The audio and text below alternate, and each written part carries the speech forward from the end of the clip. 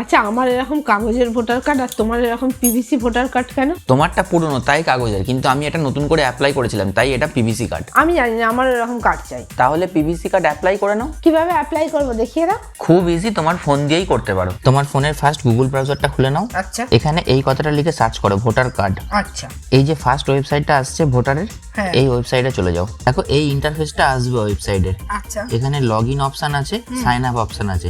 যারা এই ওয়েবসাইটে ফার্স্ট টাইম তারা সাইন আপ করবে। সাইন আপ একদম ইজি, মোবাইল নাম্বার দেবে, ওটিপি নেবে, সাইন আপ হয়ে যাবে। আর যাদের অ্যাকাউন্ট আছে তারা লগ ইন করে নেবে। লগ ইন করে নেওয়ার পর ফার্স্ট যে কাজটা করতে হবে, এখানের এই যে 3 ডট আছে, এই 3 ডটে চলে যাবে। এখানে এই ডেস্কটপ সাইট আছে, ডেস্কটপ সাইটটা অন করে নেবে, নাহলে এই ওয়েবসাইটে কাজ করে কিছু বুঝতে পারবে না। ওয়েবসাইটের এই কলামটায় চলে আসবে।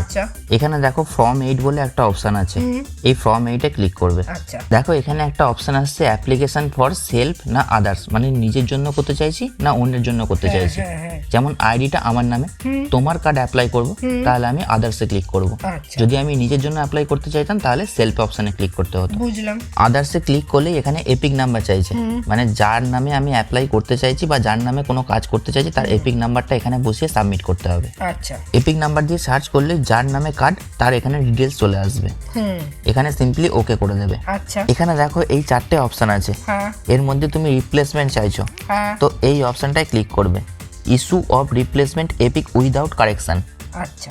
তারপর ওকে করবে। একটা ফর্ম তোমার সামনে খুলবে। আচ্ছা। এই ফর্মটাকে কেয়ারফুলি ফিল আপ করতে হবে, কোনো রকম উল্টোপাল্টা কিছু ছেড়খানি এর সঙ্গে করা যাবে না। দেখো এই যে কলামগুলো আছে, এই কলামগুলো মেন, কিন্তু ফার্স্ট কলামটা কোনো দরকার নেই, এটা নেক্সট করে দেবে।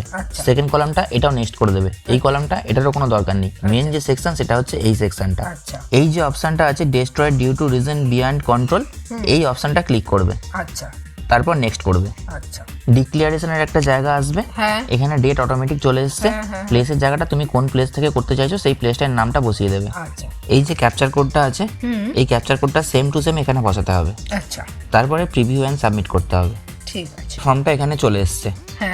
একদম নিচে এই ই সাইন ইন বলে যে অপশনটা আছে, এই অপশনটায় ক্লিক করবে। আচ্ছা। এখানে দেখো আর ইউ শিওর বলে একটা কনফার্মেশন চাইবে, এটাতে ইয়েস করে দেবে। দেখো ইয়েস করার পর তোমার পেজ একটা রিডাইরেক্ট হয়ে ঠিক এই পেজটায় ঢুকবে। মানে এটা একটা অথরাইজেশন, কোনো কিছুর একটা ডকুমেন্টস আপডেট করতে গেলে কোনো কিছু একটা ডকুমেন্টস দিয়ে করতে হয়। এখানে সেরকম আধার কার্ড চাইছে, এখানে আধার কার্ড নাম্বার দেবে, গেট ওটিপি করবে, ওটিপি আসবে, ওটিপিটা এখানে বসাবে, এই জায়গাটা ক্লিক করবে, তারপর সাবমিট করে দেবে ফর্ম। এইটুকু করলেই আমার পিভিসি কার্ড চলে আসবে? হ্যাঁ, এটাই প্রসেস। আপনারাও এভাবে নতুন পিভিসি ভোটার কার্ড বানিয়ে নিতে পারেন। ফলো বা সাবস্ক্রাইব তো আপনারা করেই দেবেন, কিন্তু ফ্যামিলি মেম্বারদের সাথে ভিডিওটা শেয়ার করুন যাতে তারাও এই পিভিসি ভোটার কার্ডের ব্যাপারে জানতে পারে।